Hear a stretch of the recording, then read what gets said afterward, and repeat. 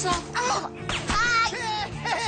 Plus un geste. Si vous courez, ça vous fera encore plus mal.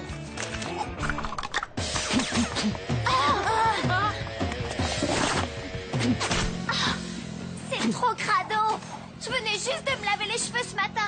On va pas continuer à se prendre les sales boulettes de Manetti sans broncher. Lola, ta paille. Tu vas te faire laminer, Angelo. Manetti a au moins 12 ans d'expérience au tir de boulettes. C'est pas ce qui va m'arrêter. Victor, papier. Il est hors de question que je sacrifie une seule page de ma thèse sur les énergies renouvelables au pays du diesel. Je préfère encore courir. Victor, non! C'est dégoûtant, arrête! L'avenir de la crise mondiale de l'énergie peut attendre.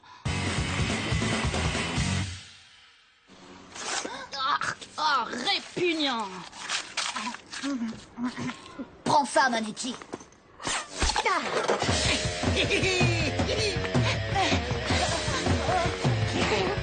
La porte! Tiens-nous la porte!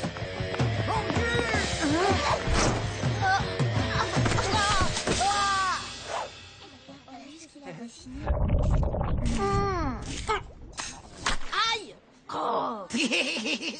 On devrait peut-être en parler avec le prof avant le début du cours. Les profs associent toujours le crime à la personne qui le dénonce. Aïe! Il va falloir se débrouiller tout seul.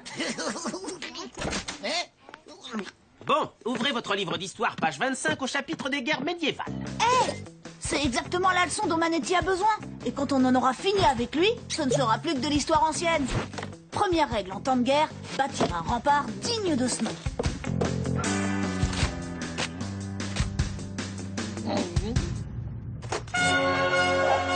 En avant! Préparez-vous à les bombarder de boulettes! On y va! Chargez! Allez, chargez! Chargez! On entend par guerre médiévale toutes les guerres qui se sont déroulées. Comme certains d'entre vous l'ont peut-être déjà lu, en Europe, les progrès technologiques ont amené une transformation radicale de la nature même de la guerre. Baissez vos livres tous les trois, que je puisse vous avoir à l'œil.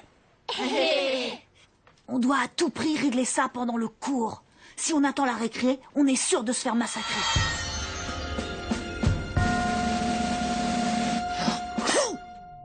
Au moins en classe avec Monsieur Leroux, on est relativement bien Les protégé. hommes se servaient à cette époque de forteresses ainsi que de machines de guerre comme les... Deuxième règle en temps de guerre, la plus grande puissance de feu remporte toujours la bataille. Alors, de quoi dépendait l'expérience et l'éventail des manœuvres tactiques des armées médiévales?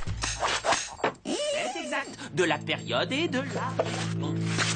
Pour des combats à plus grande échelle, la préparation d'une bataille s'effectuait lors du concile des chefs de guerre. Vous avez déjà vu une catapulte?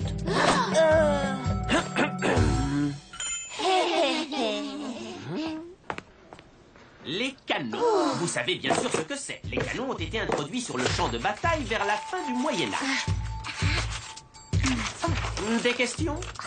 Qu'est-ce qu'il fabrique? Alors, des questions? Lola, tu as écouté ce que j'ai dit? Dans ce cas, peux-tu me dire en quelle année a eu lieu la bataille d'Hastings? 1066. Oui, 1066, c'est exact. Et Lola, tu connais la règle. Pas de chewing-gum en classe. Poubelle.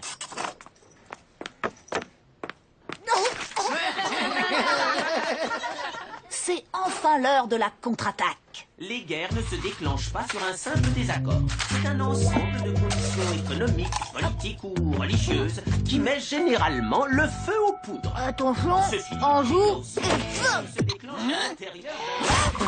C'est ce qu'on appelle les guerres civiles. J'en ai assez! Je ne sais pas ce que vous trafiquez dans mon dos, mais puisque vous n'êtes pas capable de rester calme, je vais devoir vous séparer. Victor, de ce côté. Lola, au bout là-bas. Angelo, tu restes où tu es. Pas de problème, ça faisait partie de mon plan depuis le début. Une guerre par procuration est la guerre où se font deux pays par l'intermédiaire de la... Troisième règle en temps de guerre, pour augmenter tactiquement votre puissance de feu, il faut déployer les troupes. Cool. Il va moins rigoler. Maintenant, on va pouvoir attaquer Manetti de 3 directions à la fois.